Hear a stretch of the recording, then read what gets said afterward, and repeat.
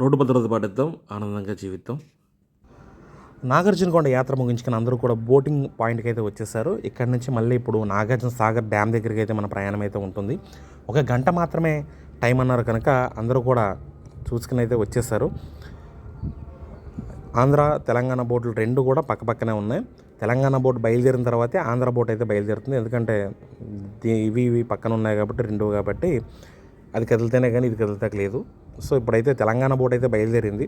వచ్చేటప్పుడు అయితే మంచిగా హుషారుగా కేకలతో మంచి హడావిడిగా ఉన్న బోట్లు కాస్త వెళ్ళేటప్పుడు తిరిగి అలసిపోయి నీరసంగా అయితే ఎవరి సీట్లో అయితే వాళ్ళు కూర్చున్నారు. వచ్చేటప్పుడు అయితే ఎవ్వరు కూడా సీట్లో అయితే కూర్చోకుండా అక్కడి నుంచి టైంపాస్ అయితే చేశారు. కానీ తిరిగి వెళ్ళేటప్పుడు మాత్రం ఓపిక కాస్త మందగించి ఎవరి సీట్లో అయితే వాళ్ళు కూర్చుని పోయారు.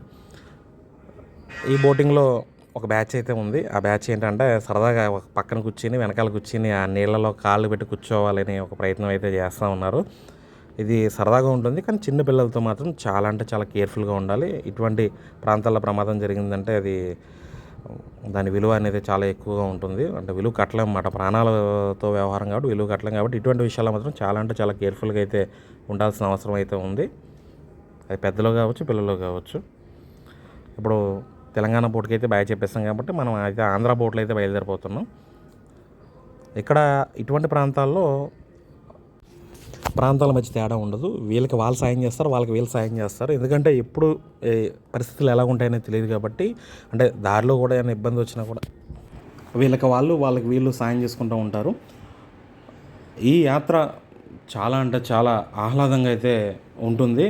అది బోటింగ్ మనకి కేవలం 150 రూపాయల ఖర్చుతో వెళ్ళి రావడం అంటే 1.5 గంటల ప్రయాణం అనేది చాలా ఆహ్లాదంగా ఉంటుంది. ఇక్కడ నాగార్జునకొండ మీద కూడా మనం చిన్నప్పుడు పుస్తకాల్లో చూసినవన్నీ కూడా నేరుగా చూడటం అనేది చాలా అంటే చాలా బాగుంటుంది.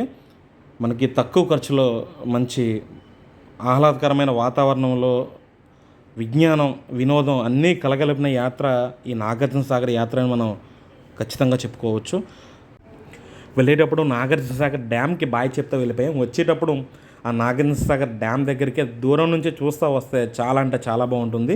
ఇప్పుడు మనం బోటు దిగేది కూడా పక్కన అయినా కూడా దూరం నుంచి చూస్తూ ఉంటే డ్యామ్ అందాలు అనేది చాలా అంటే చాలా చక్కగా నిండుకుండలా ఉన్న నాగార్జున సాగర్ డ్యామ్ని చూస్తూ ఉంటే ఆ ప్రయాణం అనేది చాలా అంటే చాలా బాగుంటుంది. నేనైతే ఖచ్చితంగా అంటే నెక్స్ట్ టైం ప్లాన్ చేసుకుంటే కనుక చక్కగా ఉదయాన్నే బయలుదేరే బోట్లో వెళ్ళి మళ్ళీ సాయంత్రం అంటే మధ్యాహ్నం 1:30కి బోట్ వస్తుంది కదా, ఆ బోట్లో తిరిగి వచ్చి ఇలాగా ప్లాన్ చేసుకోవాలని అయితే నేను అనుకుంటున్నాను. ఎందుకంటే అక్కడ చాలా అంటే చాలా టైం తీసుకొని చూడవలసిన ప్రదేశాలు అయితే ఉన్నాయి కాబట్టి ఆ రకంగా ప్లాన్ చేసుకుంటే బాగుంటుంది. ఇప్పుడైతే మనం జెట్టీకి అయితే చేరిపోయాం. ఇక్కడతో అయితే ఈ యాత్ర అయితే ముగిసిపోయింది. ఖచ్చితంగా ఇది పిల్లలు పెద్దలు అందరూ చూసే మంచి యాత్ర అని నేనైతే చెప్పగలను. మనందరం కూడా రోడ్డు భద్రత పాటిద్దాం, ఆనందంగా జీవిద్దాం.